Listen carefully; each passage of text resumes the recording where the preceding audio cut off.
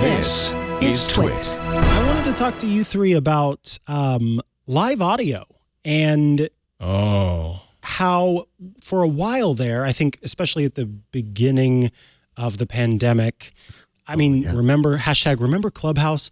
There were all of these all these services that touted live audio, and people would hop on together, you'd have conversations, and people would tune in to these live conversations. And over time, monthly active users, the downloads, I guess, of these audio apps have just dropped and plummeted. I gave up on Clubhouse shortly after I started using Clubhouse because for me, it just wasn't compelling. But I know a lot of people really liked these services for a while. And I'm kind of curious, everyone's take on what made them a success in the beginning and why we think they have dropped in popularity overall. Is there just more that's better now, or is everyone just typing things into Chat GPT for their entertainment these days? I think in the beginning, it was a lot of the whole pandemic karma, if you will. People needed contact and being able to connect and hear voices and not necessarily read text. Some people found that comforting to just have a chat about, I don't know, Red Sox or something, or cats or whatever.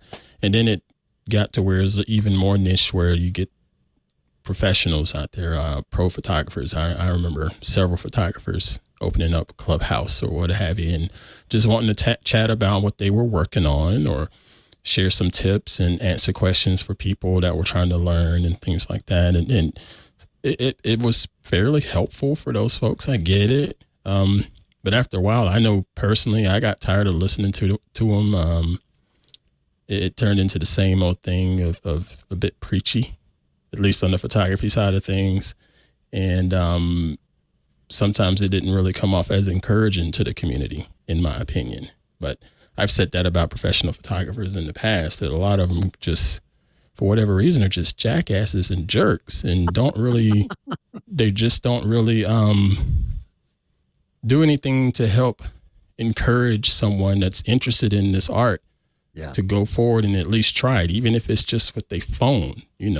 Don't just dismiss them because they don't have a body, a camera body. Just photography is photography, But then also, it seems like all of these little live audio things turn more into crypto and NFT talks. Yeah. And that turned off a lot of people. Well, also the fascism. That played. That happened. Yeah. I think that also the rise of, Discord was certainly doing well beforehand, but they have so many. They keep adding more audio tools and group things. I'm looking at to promote TWiT's own service here.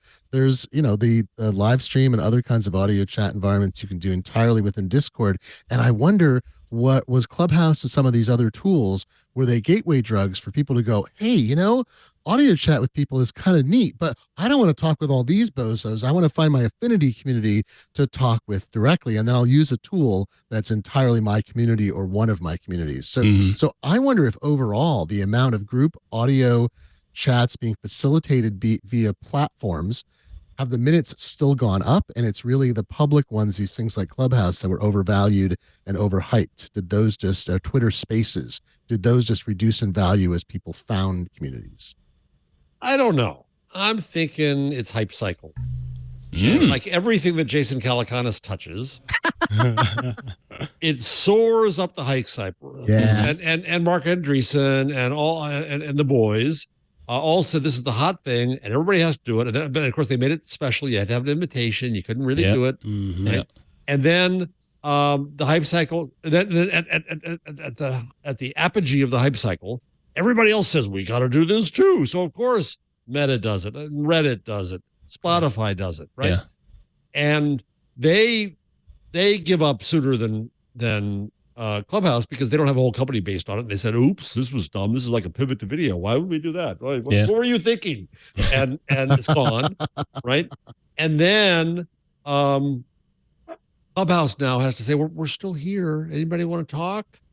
And I think that it was the usual overdose. I'm not saying it's a bad idea. I think, Glenn, you're right. I think people see the utility in doing this, and people can enjoy it.